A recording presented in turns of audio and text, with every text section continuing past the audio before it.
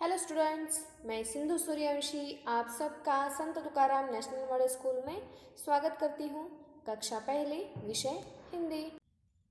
तो चलो बच्चों, मैं आपको कुछ 2 और 3 वर्ण वाले शब्द चित्र के साथ दिखाती हूँ।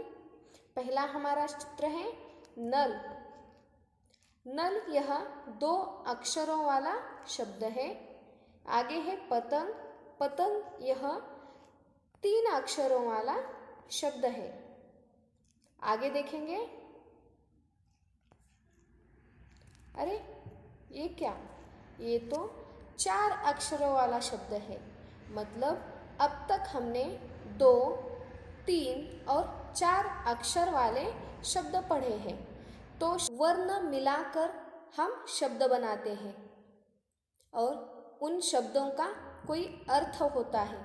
जैसे कि षड़पद। षड़पद का एक अर्थ है, इसका मतलब होता है 6 पैर वाला कीटक।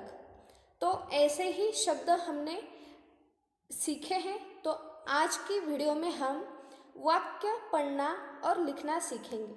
तो चलो शुरू करते हैं। उससे पहले हम एक खेल खेलेंगे। यहाँ पर मैंने 2 वाक्य दिए हैं।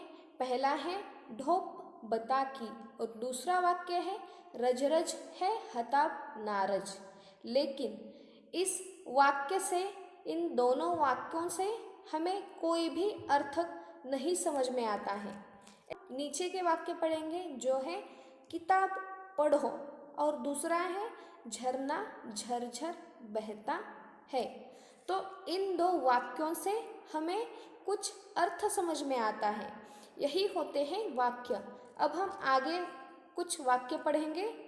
जैसे पहला है भारत है देश हमारा। यह एक वाक्य है। लेकिन अब और एक वाक्य हम पढ़ेंगे। दूसरा वाक्य है भारत हमारा देश है। इसका मतलब वाक्य बनने के लिए शब्दों का एक सही क्रम में बनाए जाना या फिर सही क्रम में होना अनिवार्य होता है। जैसे कि पहला वाक्य है भारत है देश हमारा। यह वाक्य गलत है, लेकिन हम उसे अगर भारत हमारा देश है ऐसे लिखेंगे तो ये सही वाक्य बन जाता है।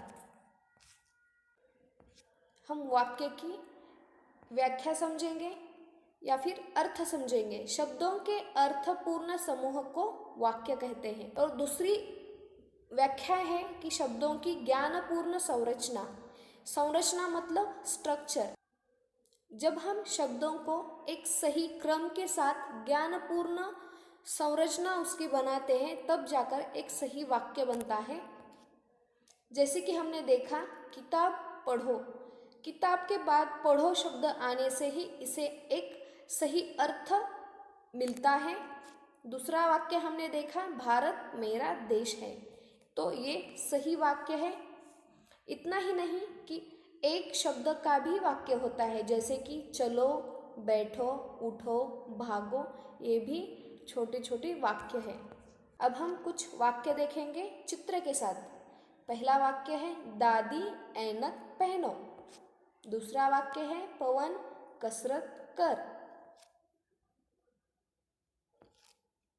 आगे है दादाजी बाहर चलो। नेक्स्ट वाक्य है पलक शरबत लाई। हिंदी में वाक्य पूरा होने पर जो रेखा खींचते हैं उसे खड़ी पाई कहा जाता है।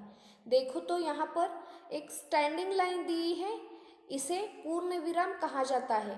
हिंदी में एक जो छोटी सी स्टैंडिंग लाइन होती है उसे पूर्ण विराम कहते हैं या फिर खड़ी पाई कहते हैं। जैसे कि मराठी और हिंदी में और अंग्रेजी हर भाषा में पूर्ण विराम होता है, लेकिन पूर्ण विराम देने का जो सिंबल होता है वो हर भाषा में अलग होता है। जैसे अंग्रेजी में फुल स्टॉप होता है जो कि बिंदी के रूप में दिखाया जाता है। मराठी में पूर्ण विराम होता है, वो भी बिंदी के रूप में दिखाया जाता है। और हिंदी में पूर्ण विराम एक खड़ी पाई के रूप में दिखाया जाता है।